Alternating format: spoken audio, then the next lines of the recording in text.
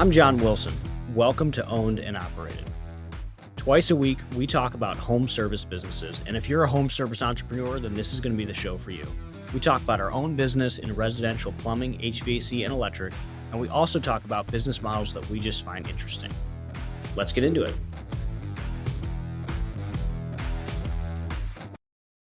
If you like what we talk about on our social media, on Twitter, on this podcast, then you should be signed up for our newsletter. Go to ownedandoperated.com, where every Friday we break down our business, we break down insights, things we're learning, things we're working on, and it's good stuff. Check it out, ownedandoperated.com. Welcome back to Owned and Operated. Today we're going to be re-kicking a fun episode from my friend Cassie Niekamp from a couple years ago. Cassie bought a fencing installation and service business down in Columbus, Ohio called Bowden Fence. And I got to see Cassie this past week, and she came up to my Breaking 5 Million workshop.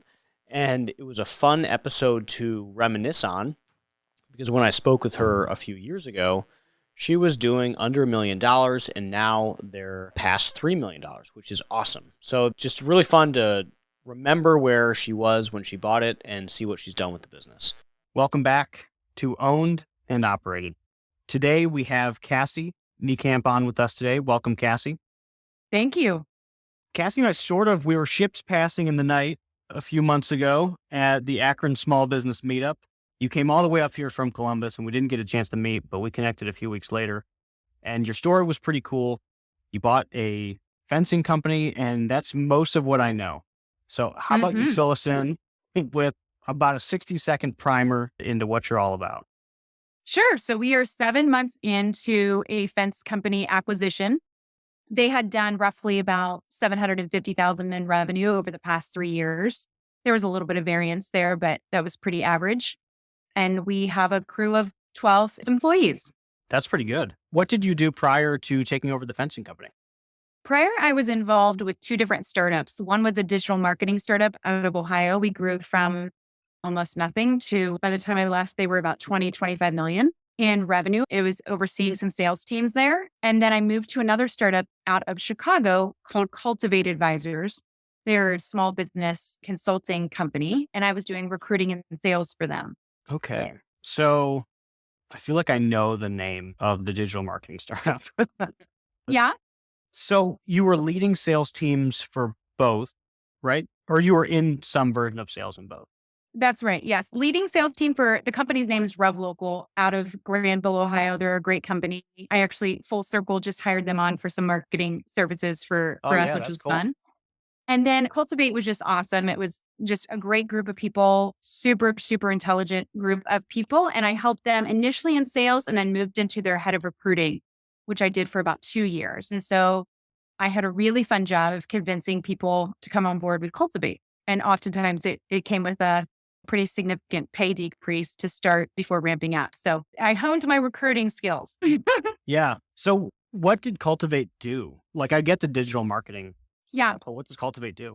Their core business is to hire former entrepreneurs and teach current entrepreneurs how to grow and scale their business. So they were totally industry agnostic, and they specialize between about 1 million to 10 million in revenue. And as another full circle event, I use them as well. My advisor, Simone, is one of my best friends, and she is just phenomenal at really pulling me out of the business and helping me financial forecast. I think that financials is a strength of my husband's. It is not always a strength of mine. So she's just been phenomenal. That is really interesting. Usually when I've run into advisors like that, it's one-offs, but these guys really professionalized it. How many advisors were there? Like ex-entrepreneurs? So when I started, I was ground level when I started about 4 years ago with them. The CEO was a personal friend that I connected with in Chicago. He's a great guy, Casey Clark. They're up to over 100, I think, right now. When I left, we were about 70-ish, but they're close to 10 million in revenue. So they're killing it. They're crushing it. And they host a really great small business conference every year, which for the past couple of years has been virtual. I can't wait to get back in person with them. And they worked across North America, US and Canada. I'm just interested in general. This isn't a paid promotion, folks. Interested. So what does the typical engagement look like? So I call it Cultivate. Yeah. hey, I need help. How's it work? There's a free consultation where they see, hey, what are your major issues? Rather, what are your main goals? Let's start there.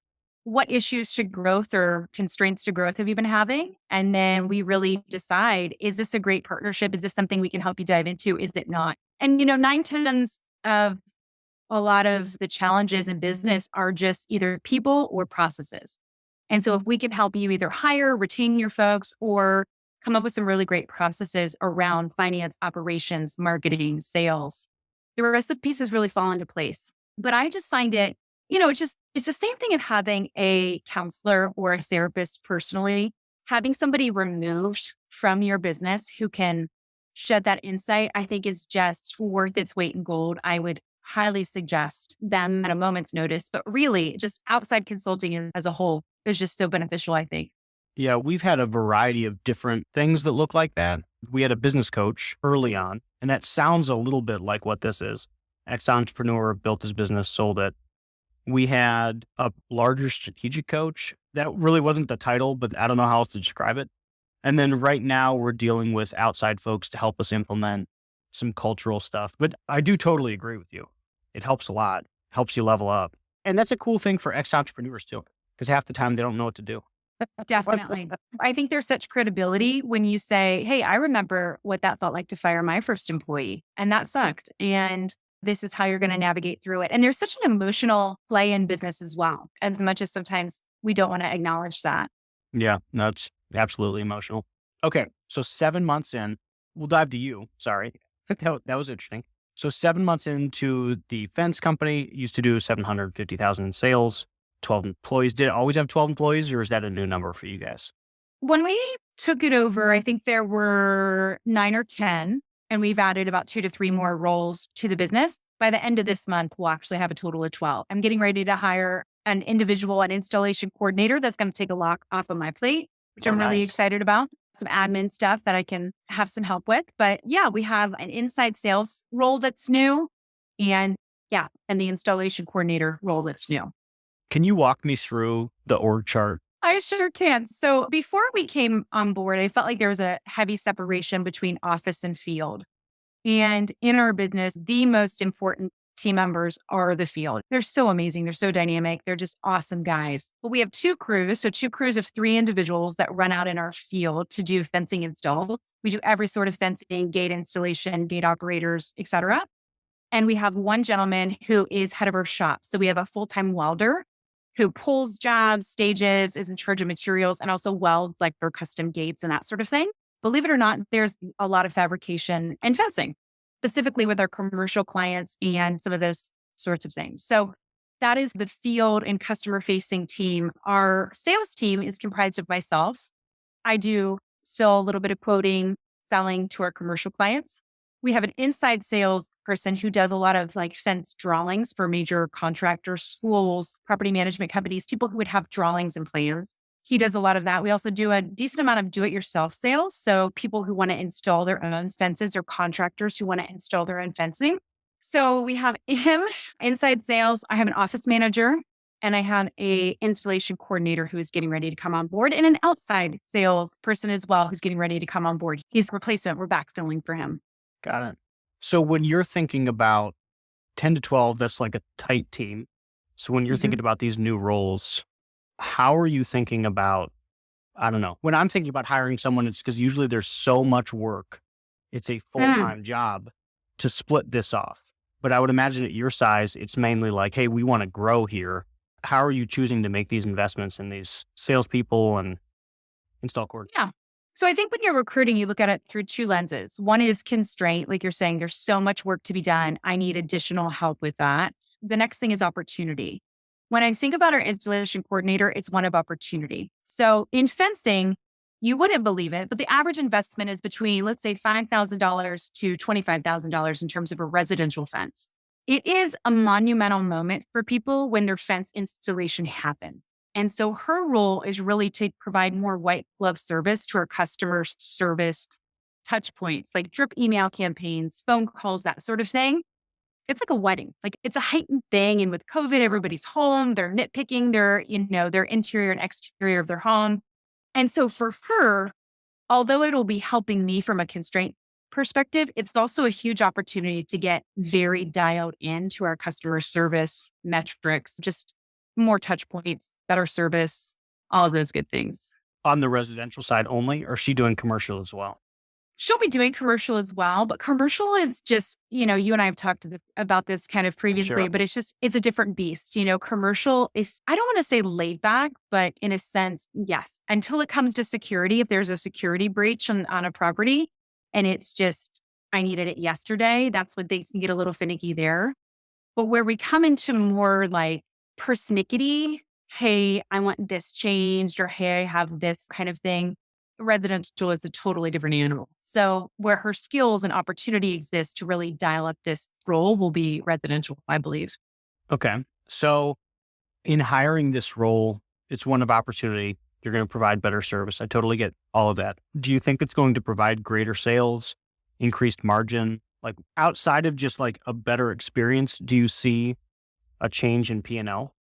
Long term, I believe so with our level of service. I think that customer service today is the new marketing. And that's my philosophy around how can we provide better service so that people want to continue to refer us. And so in the short term, I think the answer is no. In the long term, I think the answer is yes. I won't see it immediately though on the P&L. She'll definitely be an overhead expense. What paths to growth are you seeing in the fence company? Oh my gosh. I think the better question is what path to growth do I not see in this? Okay. All right. in Yeah. this Well, lay industry? them all out. Let's do that. It is just the demand in Central Ohio for fencing is just insane. Before we took over, they were doing a $400 per month yellow page ad, and that was it. It was all word of mouth, etc. When we came on board, we started doing some Google ads, got rid of the yellow page, Nice. expense. And it was just overwhelming how much demand there is and how much capacity that we do not have to bid all of it. That was kind of the inside sales hire, was to help me bid a lot of the commercial jobs. I haven't even got to the point where I'm proactively trying to form relationships with contractors yet. And my whole family are contractors. So it's something that I can't wait to do, but I really wanted to make sure our operations were very streamlined before I overshot my skis, as they say. An area that I am so excited specifically to grow in our business, though, is do-it-yourself or material-only sales. So a great example of that is we recently formed a relationship with a union contractor who has to have his own union employees install fences, but they need the material. And that is just so wonderful to take a look at his plan, give him exactly what he needs. It's available for pickup or delivery, and it doesn't involve the crew or any disruption in scheduling. And that's an area that I am just very wildly excited to grow. Why would they buy it from you versus like nearly anywhere else, like Home Depot? Yeah, I don't know. Like, why would they do that? that's a great question. It comes down to, I would say, take this Lay it with a on grain me. of salt because Yep. this is my sales pitch. I would say Nice. it comes down to quality of material. So different gauges of thickness of even chain link. It varies so drastically, the integrity of your fencing material. And I don't care if that's wood, vinyl, aluminum, chain link. It is going to depend on what are you using this for and how could we supply you with the best case scenario. Fencing is a really interesting area of construction because 7/8 of the entire integrity of the fence is below ground. It's what you do not see in terms of the structure. And you only really know 3 to 5 years down the road if you have a solid fence. Is it still perfectly straight? Is your material weathering all 4 seasons if you're in somewhere like the Midwest? And so we have 40 years of experience that we're still here. We were, been around for a long time doing the right thing for our customers. And we're not always the cheapest. We're not going to beat a Home Depot pricing.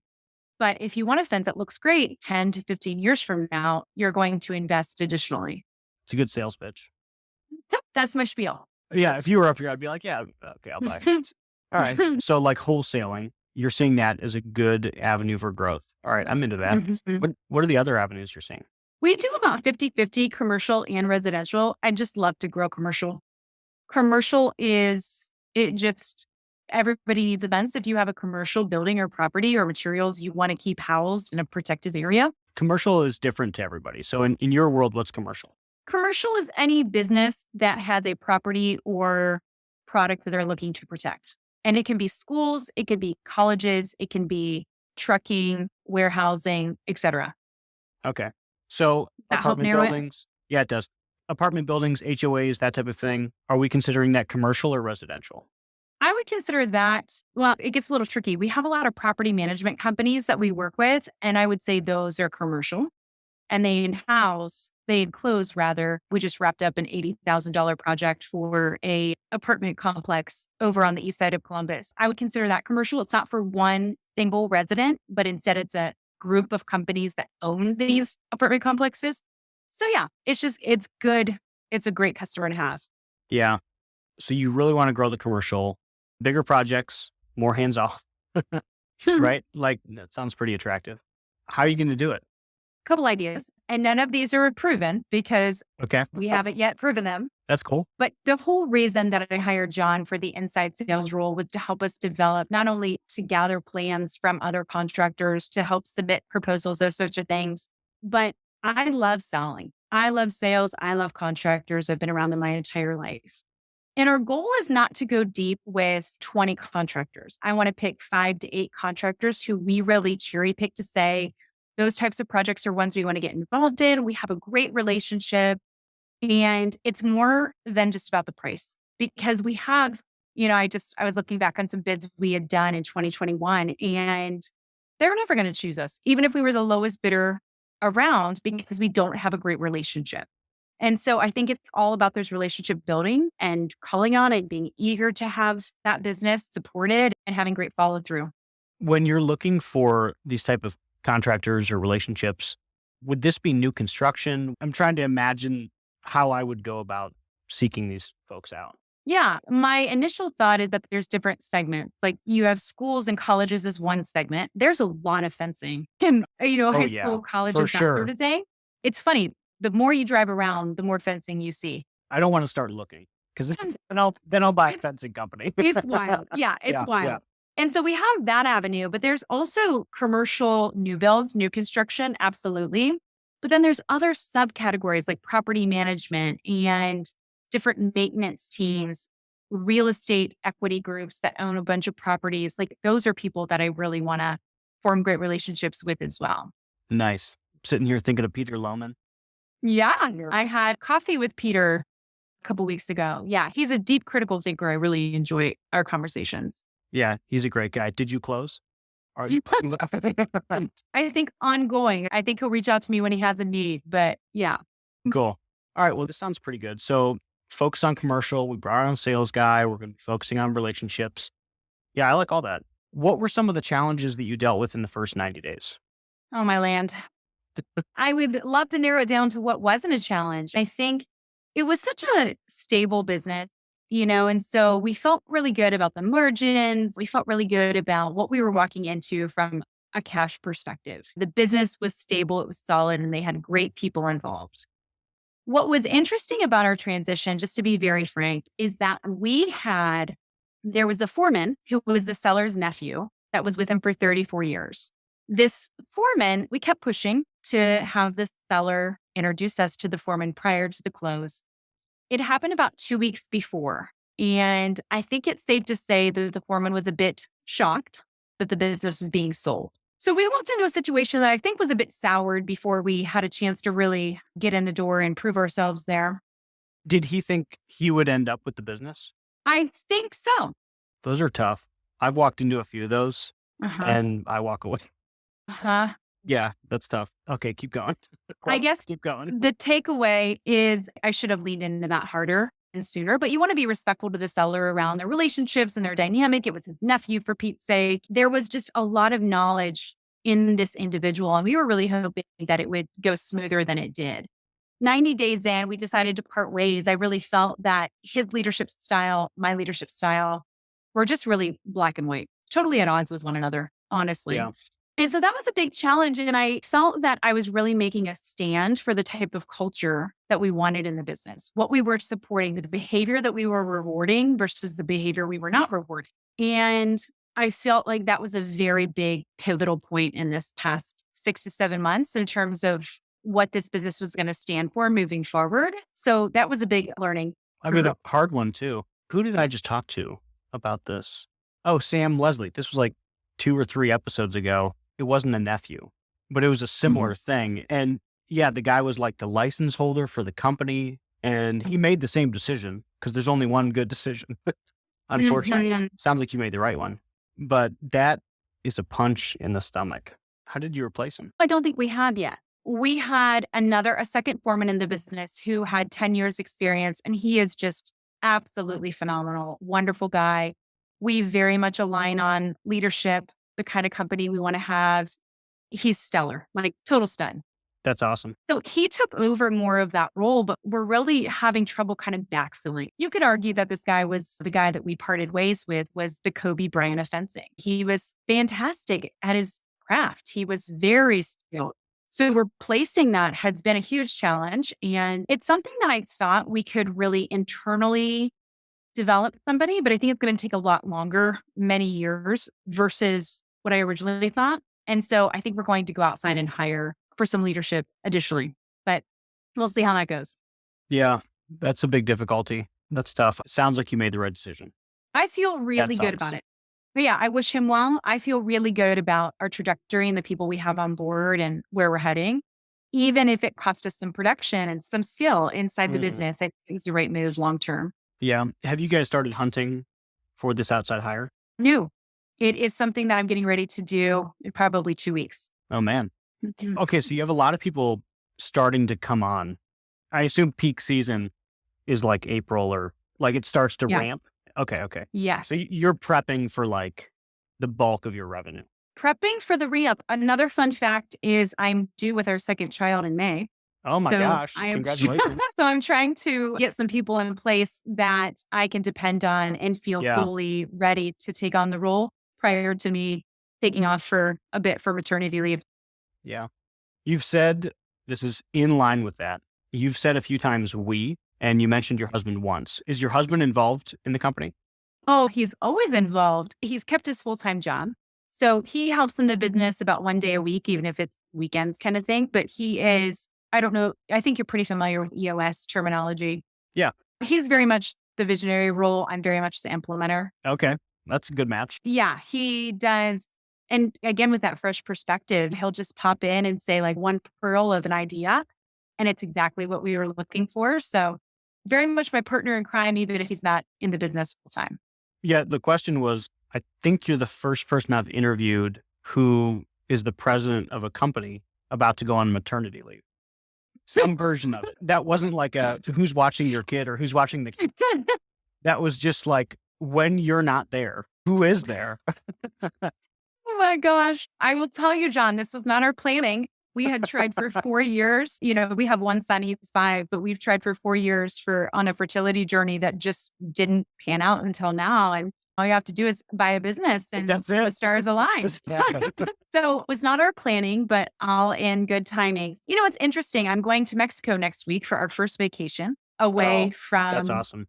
The business. But my point in saying that is I feel like I am leaving my baby for the first time. And I am, you know, in terms of getting ready for maternity leave and like being away less than a year from the time we purchased it until maternity leave, there is a lot of thoughts that I have around what will that feel like to me? And anybody who's a parent knows just how fleeting and how special that newborn time is. And I don't want to rob myself of that personally because I know how special and important that is. And I also want my business to thrive without me. And I'm a firm believer that a business can really be suffocated if it relies on one person too much. And so I keep using the word with my team of empowering. Like, this is your empowerment doc once I'm away in Mexico for 1 week. You know, I think 5 days is going to be so long to be away. But that's something we're working through with our advisor, Simone, and we're actually meeting up with her in Mexico. So we'll be able to talk with her. Okay, that's great. Poolside, I'll be having virgin mojito, and she'll be laying it on me around what we're going to do this next year. Yeah. At least you have a rough, obviously no one ever knows when the baby will actually come, but at least you have a rough timeline. Mm-hmm. I'm sort of escaping from my companies this February. We're just working remotely for the whole month of February. But having that timeline was like, oh my God, we have to get all of this done so that I can go do this and not physically be in the office for a month. Where are you working at? We're going to Florida for a month. Mm. Yes. Look out. Awesome. Look out. Should be fun. We're taking the kids. It'll be a whole thing. But yeah, it was interesting. And having that rough timeline really helped frame it. And I'm sure with you is the same thing. You have the 8-month warning. So it's great. That is interesting though. I think you are the first one that I've ever talked to that had that problem. All right. So you feel like you've got the timeline, you're coming up with a game plan, and you think it's going to be in good hands. This will be cool. There's only two options, sink or swim. If it starts to sink, I can pop in baby in tow. I've got the whole benefit. And I mean, our team is so special and we have just people with such high values that I fully trust that they would do what they felt was in the best interest of the company. And we've been talking a lot about in our Monday morning meetings, like the identity of who we are as a brand. And so when Cassie's not here, you'll know what call to make because you know the identity that we stand for here at Bowden Fence. And when Josh, the head foreman, is away on vacation, we'll know the call to make because we know what he stands for. And there won't be second guessing specifics. Now, there's always financial ramifications when a choice doesn't go the way, the way I intend, but that's learning tax. That's right. Expensive tuition. This episode is sponsored by Service Scalers. They're a brand I've used personally, and after almost giving up on PPC altogether, I gave it one last shot with them.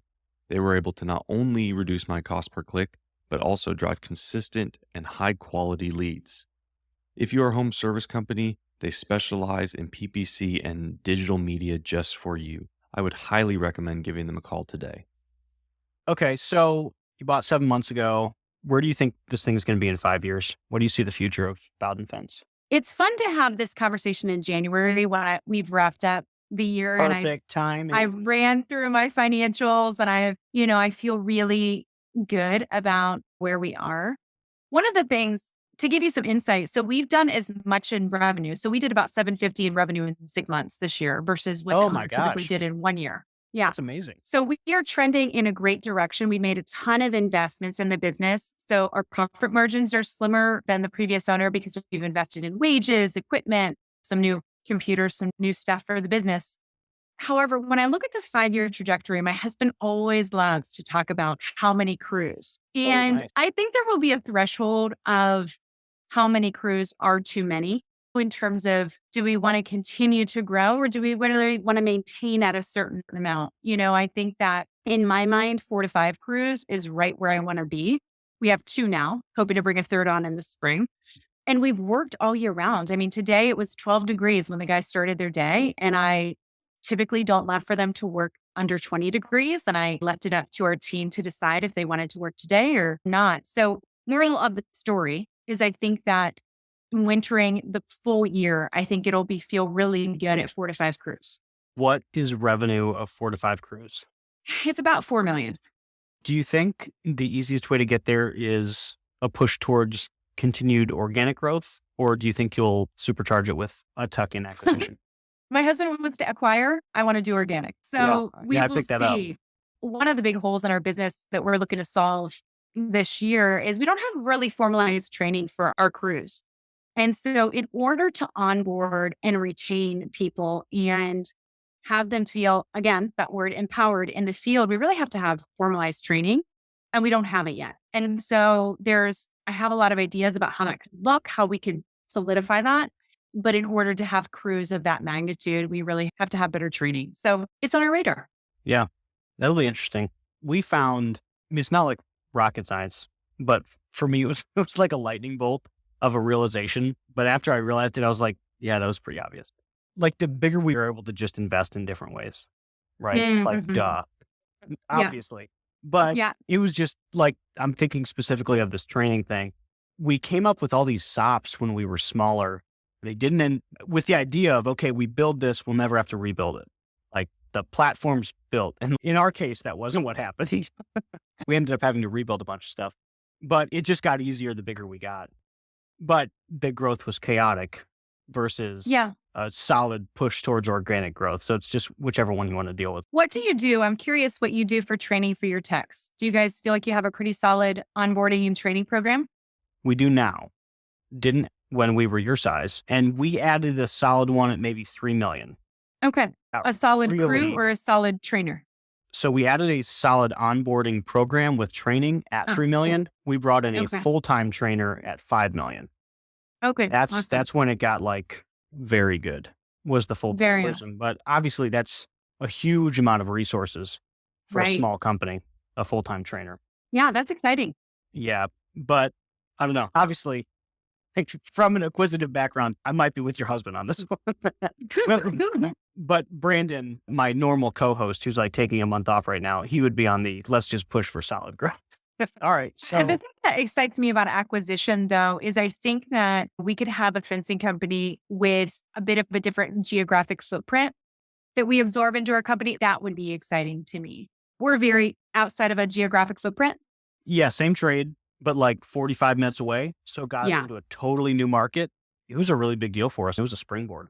Yeah, that would be really exciting for me. And I could get behind that. Okay. So what would a new market be? Columbus is so interesting because we're just south of downtown. So there is so much growth, both north, so headed your way, as well as west of us. And so it's booming. You cannot go wrong in terms of where Columbus is growing at such a rapid pace. So it would just need to be outside of the 270 or outer belt. But yeah.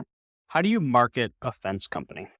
Right now, it's interesting because one of the things I'm just wildly, relentlessly focused on are reviews, Google reviews, focus there.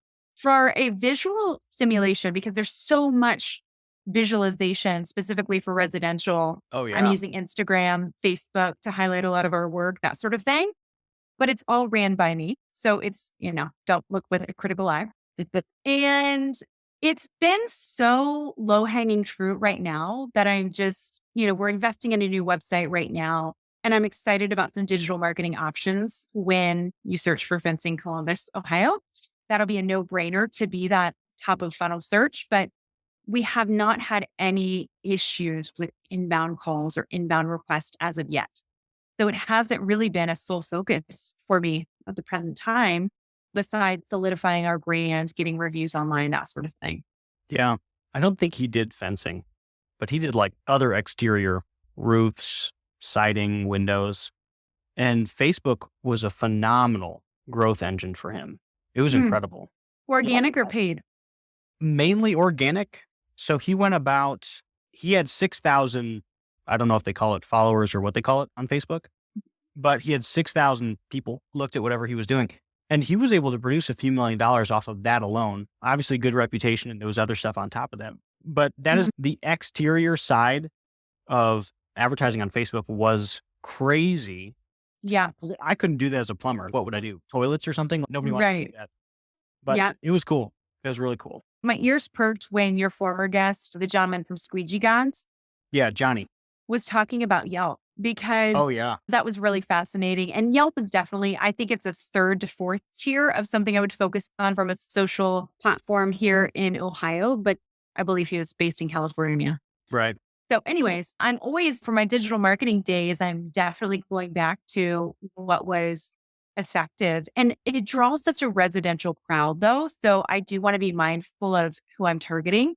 And I would push back in my digital marketing days and say, but commercial and residential searchers have habits that mimic one another. So even if I'm a commercial person looking for fencing in Columbus, Ohio, I'm going to react similarly. I'm going to look for social proof. I'm going to see whose website is easy to navigate, clean. I can get in touch with somebody, et cetera.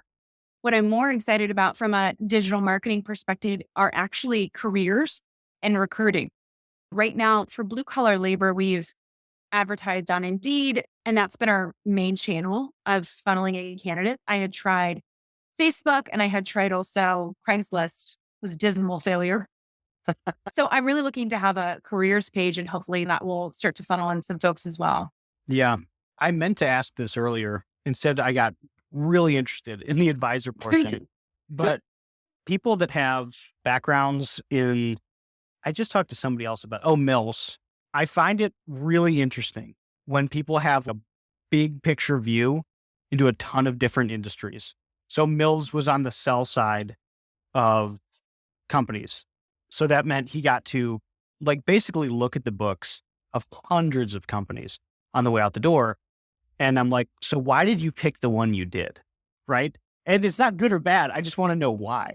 Okay. So for same question, you got to be a part of the marketing for a ton of local companies and you picked fencing. Walk us through that one.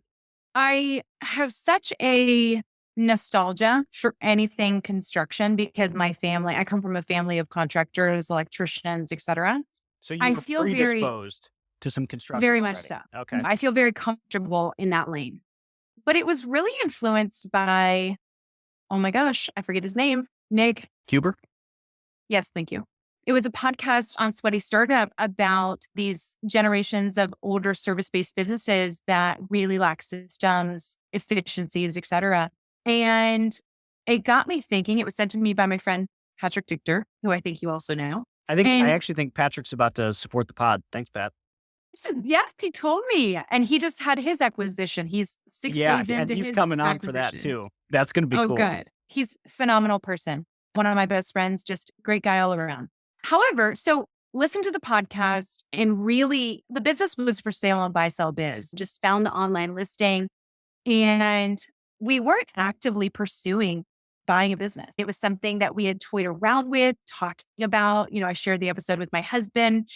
It was something that we talked about maybe one day kind of thing.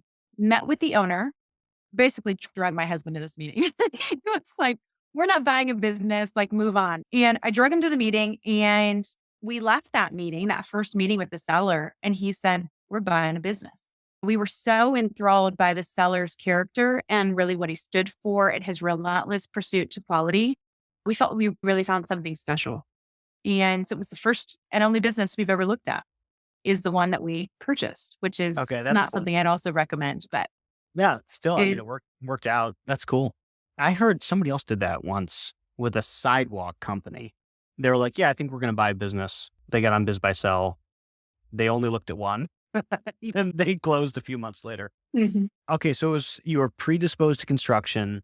This one just appealed to you a little bit. You met the seller. You fell in love with it. The business was sleepy. We walked in and if the place was up in flames, there was no electronic record of any customer jobs that were happening down the pipeline. It's a nightmare that I have. It was just something where you thought this should be systemized somewhere else other than your card But table. digitally, yeah, we have a deal that is like that right now. And I'm still up in the air if I want to do it, just because I want to deal.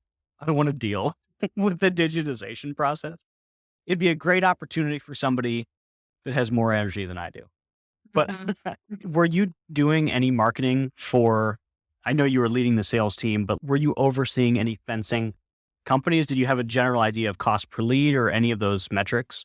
No, back to your original question around, so digital marketing, I worked all with small businesses, no doubt. I think my confidence grew in consulting because I was hiring a lot of these former entrepreneurs. I was hearing their stories and their stories were just inspiring. And it Like felt what? like just the ways that they overcame, the way that they grew their businesses. And it was industry agnostic. So it's from all different types of industries, but very much risk tolerant. And it was just so inspiring. And it kind of felt like I was on the bench watching an amazing game and not being part of it, is how I felt. I hear attorneys say that when they go from sell side attorneys to buying something, they're like, I'm on the wrong side of the table. Yeah. And it felt like just an exciting opportunity where I really got to exercise my talents. And I had this really interesting conversation with my brother when we were purchasing it because my family was like, what the heck are you doing? This sounds like a terrible idea. And he was like, do you not feel successful? And I said, success to me is really continuing to learn, continuing to adapt and hone my skills. That is what success means to me. I was eager to take that next leap. So Yeah. leap it has been. Yeah. Yeah. Sounds like it. You keep saying you've come from construction. Like what types of construction? So my mom she's the head buyer. She leads a team for buying and acquiring materials for the largest contractor in Ohio. They're called Picozzi Construction, based out of my hometown. My dad is a general contractor in Columbus. He leads the company and has been president of company in Mansfield, Columbus as well.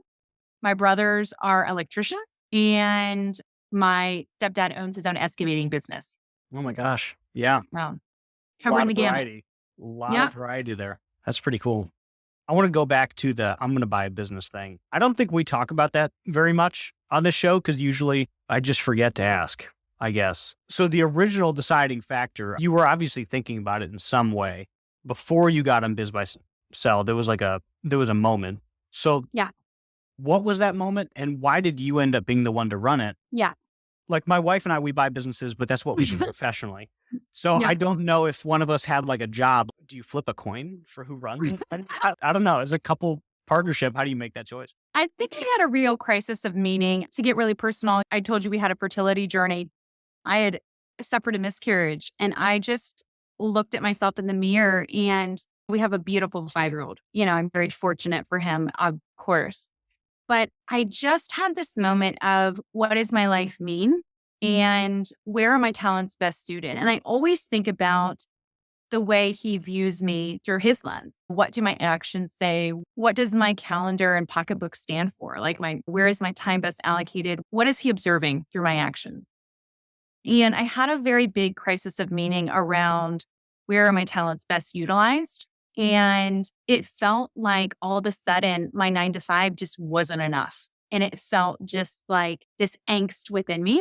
And so when I stumbled upon Buy Sell Biz, Ross and I, with my husband, we weren't at the same place mentally around the investment or the time commitment around something like this. But as we grew in the journey and, our acquisition took about 8 months. It just felt like we came line and step with one another and we eventually got to the same place. The idea of me taking over the business and him not came from solely an income perspective. So there was definitely enough meat on the bone for us both to jump into the business. We didn't want it. I wanted an opportunity where I didn't need to take an income from the business and continually to reinvest in it and rely on his income to support our family. And yeah, I think he has big dreams of his own around whether it be further acquisitions and maybe joining me one day versus construction development. He's very talented at construction development, and that's what his 9 to 5 is right now. But yeah, we'll see kind of where it goes. I love working with him in the business. He's an absolute yin to my yang. He compliments me, and I think vice versa. So I'd love to work with him side by side when that day might come. That was a great answer. I talked to Trish Higgins from Chenmark. It had to be like 6 months ago. I think she's running the ferry company, but are you familiar with their model? Yeah, I'm very inspired by her. Yeah, she's amazing. But I think they have 3 to 7 companies somewhere in there. It's a big range. I totally get that. But I always found okay, like you're going to go run this one to her husband. I'm going to go run this one. And we've had a few other people on who are like my wife and I work together, but it's a little bit of a different thing. And it's just always interesting to me how combining marriage and business is a fascinating journey. Yeah, for sure. I think you either can really do it as a partnership or you find, hey, I need my own areas to operate. And I think either way is a great way. When I listened to her, and I think at the time they had 7 businesses under her belt, I'm like, you don't sound tired on this podcast, and I need you to sound tired. Yeah. But she was very polished and really inspired by their journey. Yeah, she's firecracker. Okay, so you've had a crazy first 7 months. You really dipped the toe, and you're really like a year and a half in with deciding due diligence, all of that. What was the longest part of due diligence? 8 months is average, so I'm not surprised by the length of closing. But what was the longest part of due diligence for you guys? We ran into a big snag in our lending process because the land appraised about $200,000 less than what we were willing to pay for it. Oh, so you bought the real estate with the business. That's right. Yes. 2 acres of real estate we sit on. There's an office building plus 2 pool barns and a pretty big, supply yard. So the land appraisal really threw a wrench into our deal. So that was probably the most challenging part of our due diligence. Who gave? We had to come up with a creative solution, I would say. Nice answer. And I'm still afraid of our SBA lender knowing what that creative solution is. So I won't say it on air. Got it. But it was a creative solution. So yeah. That is a lot of land. It is a lot of land. Do you feel like it was 2 acres, 2 buildings, and like an office? That's a lot. That feels like you could really stay there for a very long time. And I'm sure you've already thought through that. I'm just like catching up to you here 7 months later. I feel like we are outgrowing it very already. Rapidly. Oh my God. Wow. Because we have 2 acres trucks. sounds huge. I know, it really does. We have 4 trucks, 2 buildings, a welding area, all of our supplies. We have a whole wood shed that's filled with stock lumber. It's quickly becoming very small. I'd actually like to purchase a side lot to us. There's either way we could go, but we're next to a residential side yard as well as a commercial lot. And I'm just itching to kind of expand or buy one of their lots as well. Is moving in the cards if you can't buy one of those? It could be, wouldn't rule it out. I think we sit at such a centrally located area in Columbus that we can easily access almost any highway. I think it would be doing us a disservice to move. But to your point about an acquisition, that could solve some of that. But I think we have some interested parties next to us. So I think in the next handful of years, it'll be an opportunity to purchase it. Man, 2 acres just sounds like a lot. But you must have to keep, I think we talked about this a few months ago. You keep a ton of inventory right now. The former seller kept a ton of inventory in their yard at any given time, specifically chain link. About 50% of all of our jobs is chain link. About 46% of our entire job for 2021 was a chain link commercial job. What's interesting about inventory is we don't have an inventory tracking system yet. It's a huge blind spot in our business. You and I have chatted about this. It's something we're getting ready to tackle this month. In fact, around inventory management and how that looks, et cetera. So we've got some work to do. How will it look or how does it look right now? How will it look? So I'm borrowing some ideas where the company you referred to me out of Vancouver, I had a demo with them. They're awesome. I can't wait to get to that company. And forgive me, I forget the name. Tofino? Yeah. They're amazing. I really love their barcoding system and having somebody full-time manage that. In terms of baby stepping into a system and solution like that, I borrowed some ideas from another fencing contractor out of Dayton and the way that they do it. And I think it's going to work for now. It's mostly on Google Sheets and has a count per week of our major assets to see what came in, what came out kind of thing. We just got a staging area. So all of our job, it's just huge. We didn't have a staging area. So guys are hunting 30 to 45 minutes every morning for their job site materials before. That's huge. It's painful. It's just so painful to even say that out loud that has been happening, but it has. I think it's cool that it's fun that there's like changes that you can make that have that kind of difference, right? You set aside a small piece of land and you just save hours a day. Oh my gosh. And I'm just like, oh yeah, I'm jumping for joy over that. It's a huge win. So yeah, we're trying to get our inventory ducks in a row so that we have a better pulse on what we're shy on. Yeah. And can you remind me, as in tell our audience, why do you keep so much inventory? For him, he was very debt averse. So he was just bankrolling inventory. And his feeling was that every December, a lot of our vendors will give major discounts. And so he would do this huge bulk purchase in December and obviously avoid some taxes there as well in order to save himself. And that was his strategy. Did you guys do the same thing in December? We did not. We made a bit of a modest investment in some fittings because word on the street is that it's going to be hard to get our hands on them in a bit due to supply chain issues. So we wanted to stock up on the things we thought that we needed to get us by, but not to the extent that he did. He would do 100,000 in inventory in December. So we did like 10. Yeah. Yeah. That's wild. That is a lot of inventory. But the projects are probably absolutely gigantic. I'm trying to think of like a university or something. You land one big project and you use thousands of feet of fence. I'm sure it goes pretty quick. Yeah, it does. Yeah, that's interesting. We're getting used to our first inventory heavy business right now. We took over an electrical company and they're not inventory heavy. They're just inventory heavier than we're used to. And they have to be because when they go do a project, they're laying tens of thousands of feet of wire. Where we're just not used to doing that scope of a work. As we're like learning buying in this business, it's like, why do we need this much? And then they're like, that's going to last us 4 days. Okay. Wow. That's insane. You guys are churning. All right, cool. This was a great dive into the fencing business. I'm trying to think if there's anything else that I would want to know about fencing before I go buy one. I feel like we covered the gambit. Highly recommended. Highly recommended. That's right. Cassie recommended. All right. Cassie, do you have any closing thoughts for us? If you want to steer me toward an area, I probably might. But no, I think last year we really focused on culture as a business. And this year we're really excited about systemizing some of our sales and front end stuff and increased communication with our field from our estimating team, which is lots to be desired there in terms of communication. So we're gearing up for a great year ahead. But yeah. That sounds awesome. Thank you for coming on. If people want to keep in touch with you, how can they do that? I think I'm Cassie Niekamp on Twitter. I should double check that. I'm also Cassie at bowdenfence.com. So shoot me a note. I'm probably respond there a bit quicker than Twitter, but would love to. I know you have a heavy Twitter audience and I need to get hip with it on Twitter, but yeah, hip with it specifically. Yeah. Awesome. Thank you so much for coming on and sharing your journey over the past 7 months. This was a lot of fun. Thanks for tuning in to Owned and Operated, the podcast for home service entrepreneurs.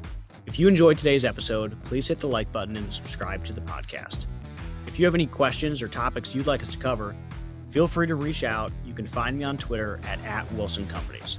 I'll see you next time.